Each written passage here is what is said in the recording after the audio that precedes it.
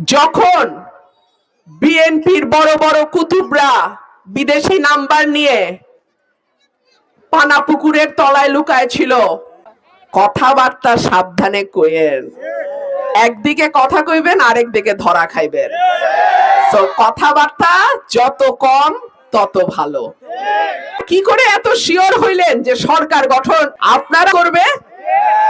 অন্য দলও তো সরকার গঠন করতে পারে, তখন আপনাদের কি অবস্থা হবে ওইটা আগে চিন্তা করেন। সরকারি দলে কোন দল যাবে আগের থেকে জানি কেমনে? এটা কি হাসিনার পাতানো নির্বাচন যে আগেই জানি সরকারে কোন দল যাবে?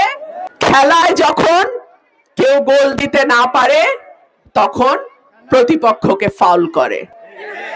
এই ফাউল যাতে না হয় সেই দিকে আপনাদের সজাগ থাকতে হবে। আমার কথা পরিষ্কার, আমি চুরি করব না, আমার চেলা চামুন্ডা চুরি করবে না, আমার হাইকমান্ডেরও কিছু দিতে হবে না। কেউ যদি মনে করেন ইলেকশন ইঞ্জিনিয়ারিং করবেন, তাদেরকে আমি সাবধান করে দেই।